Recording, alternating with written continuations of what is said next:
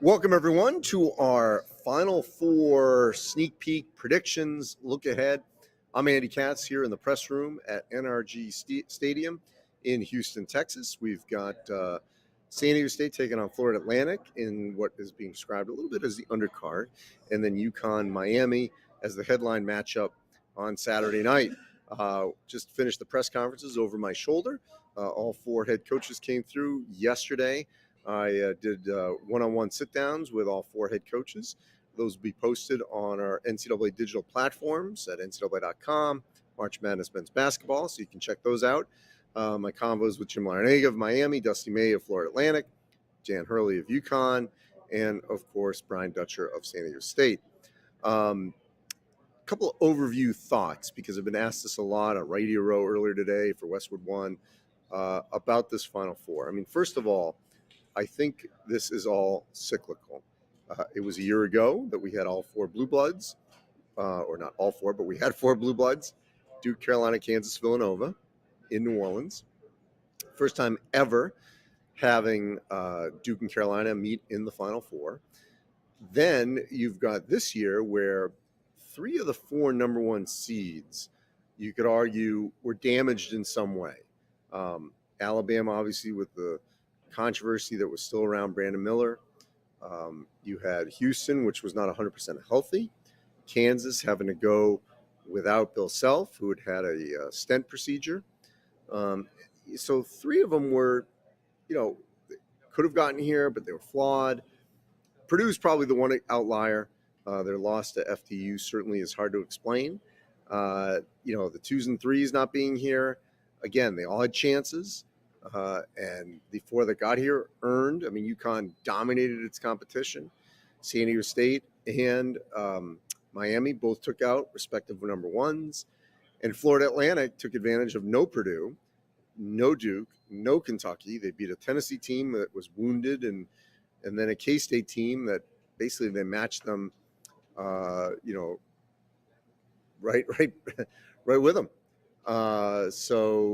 Look. There is no question that this is a Final Four that we didn't predict, but it's one that I don't think will be the norm. And the reason I also say that is, we've got 2 more seasons of the COVID year. So if you were in school in 2021, you have 5 to play 4. And I do think the extra COVID year has allowed a lot of these teams to stay older, stay in place at their respective school. Combine that with the transfer portal and NIL, and all those things that coming together have allowed a lot of these teams to be in position to make a run like this. And so that's why I do think that things will start to settle down a little. I'm not going to, if we had multiple years of this, would people be concerned? Maybe. I mean, I like the fact we've got some fresh faces. It's also interesting how, the Miami factor of the ACC, where, we have no Big Ten, no Big 12, no SEC, no Pac-12. We do have a Big East. And then there's we don't have a major conference. Well, wait a minute. We have the ACC represented. But there's such a narrative that if it's not Duke, Carolina, Virginia, that the ACC must be down. Now, the bottom of the ACC certainly struggled. But the last 2 years, and really before that at times, but Miami has established itself as a legit ACC power. And for whatever reason, that has not been accepted as part of the ACC narrative. So, I think we got to change that story a little bit. Maybe Miami could do that this weekend. So Jay Platt, says the same dude that picked Purdue to win it all.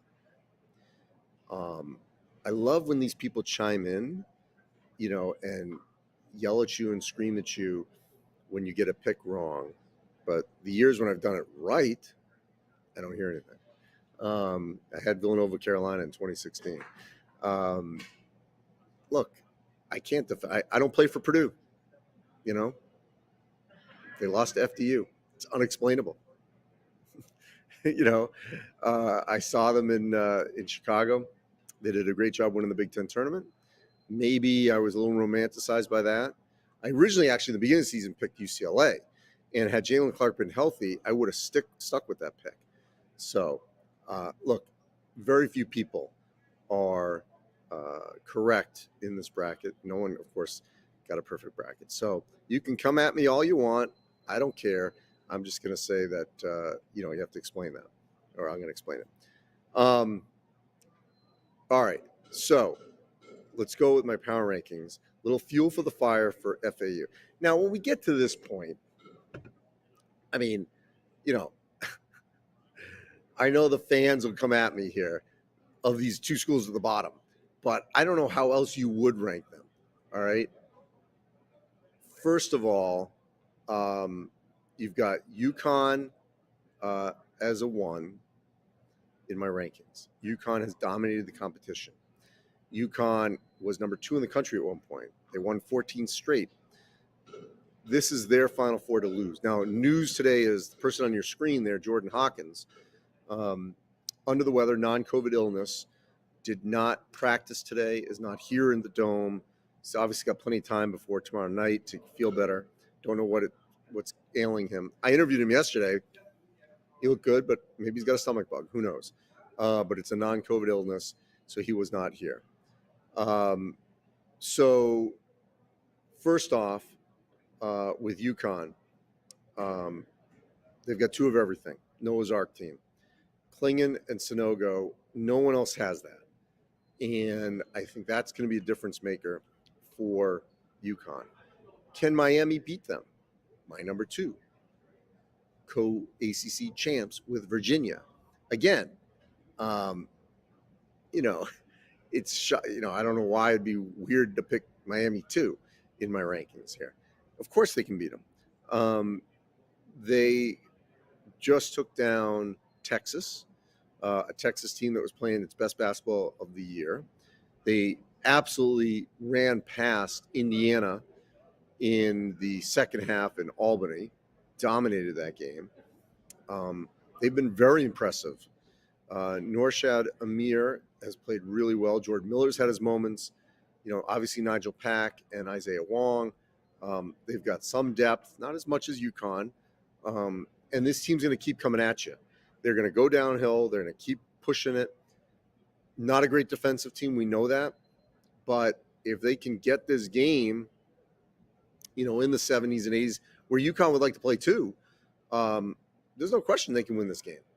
Miami, here's the deal. All 4 of these teams can win it here. That always hasn't been the case. I know you're in the Final Four, but I never felt that way about George Mason, VCU, or Wichita. So those are sort of the 3, outliers recently. Never felt they could win it. I actually think Florida Atlantic can, regardless of who they would play Monday night. So I'm going to come back to San Diego State in a moment. Florida Atlantic. What I loved about them in New York is, first off, they won 2 games in different ways. Beat Tennessee, lower possession game, matched their physicality. Against K-State, K-State wanted to run, and FAU was right there with them. I'm going to tell you, first off, Madison Square Garden never disappoints. It was absolutely rocking. Loved it. Love that venue. It's the best in the country for this sport. You had an unbelievable game, K-State, Michigan State on Thursday. Marquise Noel, 19 assists, NCAA record. Overtime, what a phenomenal game. Privileged to be there. Saturday, it's going to be FAU against K-State. 19,000 plus. Unbelievable atmosphere. Again, great game. Came down to a last possession, which FAU defended very well. So there you've got a case where they win on Thursday, playing more half-court, bruiser ball. Saturday, up and down, match K-State, toe for toe, and they come out ahead by 3. So this team, they're hungry. They're pit bulls, as Nick Boyd told me. They're resilient. They may not have a star. Dusty Mays, so even keel, even. So I wouldn't be shocked. The Aztecs, I really like this team. Physical, strong, great defensive team. My issue is offensively. That's the problem for them. How can they deal with a scoring drought? If it's against FAU, I think they can clamp FAU down and manage it. My concern for San Diego State over 2 games, more so against UConn, is if they go through a scoring drought, which is what happened to them, can they keep UConn in check? Defensively, yes, but if they're not scoring at the other end, eventually the dam's going to break and UConn's going to get through that. So they have to do a better job offensively. Matt Bradley, who's been in a bit of a shooting slump, he's got the potential to go for 17, 20 a game. He's got to snap out of that. I don't think any of these teams will actually will shrink in the moment of playing in this vast, expansive stadium. So, look, here's the deal. My picks are a UConn San Diego State final, but I swear I will not be shocked by any combination. I don't know if I've felt this way at a Final Four in quite some time, where none of it would shock me. FAU Miami, FAU UConn FAU, none of it. I think all of these scenarios are plausible. In large part because of their respective paths. I mean, San Diego State, controversy or not, they were able to control tempo against Creighton. Miami, as I said, matched Texas, came back on Texas. Florida Atlantic, I just described what happened in New York. UConn, what was interesting, Dan Hurley said, was that UConn didn't get challenged in the second half, didn't face adversity. So that's going to be interesting. Against Miami on Saturday, and if they win that Monday, whoever they play, how do they handle if in the second half they get into a late game situation? What happens? That I'm really intrigued to see if they're in that position, what happens. So again, don't hold me to it because I think it could go any way.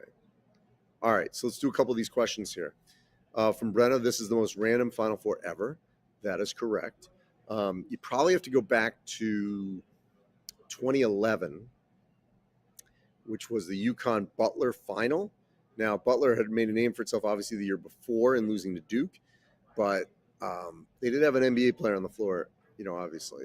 So, and Shelvin Mack that year, because if I'm not mistaken, Gordon Hayward left after the 2010 game. I think that's the case. But that was the UConn Kemba year, and they were obviously, they were on a great run. Canes are going to be the underdogs again. Yes, they will in the semis, but here's the thing. If Miami wins on Saturday, they'll be the favorites Monday night. Okay, Joe wants to know, what is the best Final Four ever? So in 2008, we had 4 number ones. That's the game. Mario Chalmers hits the 3 to send to overtime. KU beats Derrick Rose in Memphis. That was a great one. I'm old enough. This is my 31st Final Four, so I've seen a lot of great ones. Chris Jenkins' shot, obviously. The Marcus Page-Jenkins back and forth in 2016 was phenomenal in this building, by the way. I would also go to 93, second one I ever covered, Chris Webber timeout game. I would go to the 03 Hakeem Warwick block of Kansas, Syracuse under Carmelo. I would also mention the 2015 game, that whole Final Four when Wisconsin snapped Kentucky's 38-0 record in the semis and then lost to Duke in the final in 2015. I would also, the other one that jumps back to me would be in, what was the other one? Not Detroit.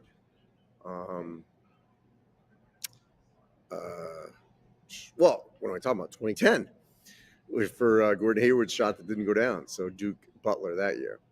Those are the ones off the top of my head. How much do I think San Diego State can benefit from making the Final Four? Gonzaga type recruits. Look, they did have Kawhi Leonard, who I've been told will be here Monday night if they win. Yeah, look, San Diego State, I'm anticipating will end up in the Pac-12, whether that's next year or the year after. Not next year, either when UCLA, USC go to the Big Ten in 24 or in 25 at some point. Yeah, I mean, it's going to continue to elevate the program. I'm telling you, I saw it in the 90s. The San Diego State with Brandenburg, Tranquil, Tony Fuller, all before Steve Fisher got there. They're playing at Peterson Gym, the old San Diego Sports Arena, which is probably best known for being the host to the concerts in Almost Famous, my favorite movie of all time. That's probably, people don't remember, like, they were a bad program, bad facilities, and what's transpired is absolutely remarkable. Is UConn a blue blood? In my opinion, yes, they are. We keep debating this definition of what it is. Look, UCLA has won a title since '95. Indiana has not won a title since '87, right? Is that the last one? Yeah, '87. So, come on. Is there a statute of limitations on being a blue blood? I'm going to say Villanova's won. They've won 2 championships. I get pushback on Gonzaga because I guess the definition to some people is win a title. But, 8 straight Sweet 16s, 2 national championship games. FAU versus the U, move it to the Heat Arena. Well, you're not going to do that, but that'll be interesting. South Florida love it. Who do I think will be MVP of the Final Four? If it's UConn, it's Sonogo. If it's FAU, I'll go with, if it's FAU, I'll go with John L. Davis. If it's Miami, I'll go with Miller. And if it's San Diego State, well, it could be either Trammell or it could be Nathan Mensah defensively, because he's going to have to be massive. He's going to have an Anthony Davis-like year for that. Thank you, Nino, for 30. Can't be mad at the analysts because who could have predicted this tournament? I appreciate that comment because we're all wrong. It's harder to win, to get a perfect bracket than it is to win the lottery, allegedly.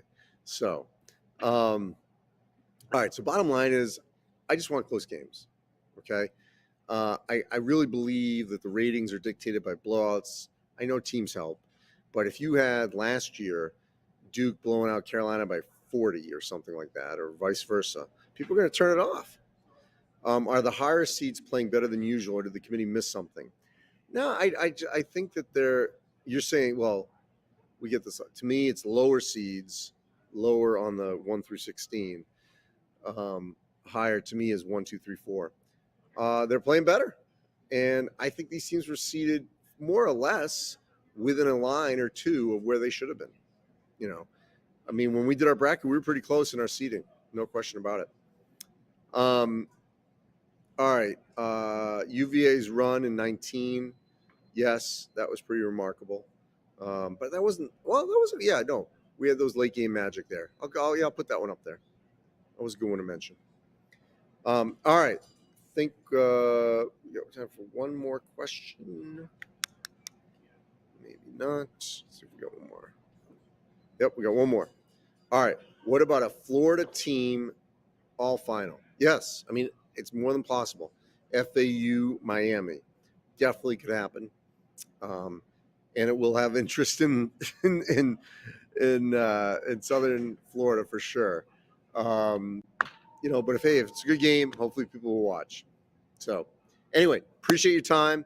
Check out our interviews on NCAA.com. So NCAA Digital, March Madness Men's Basketball, for those interviews to be posted sometime later today, Friday, and into tomorrow. Appreciate everyone. Appreciate your time and enjoy these games.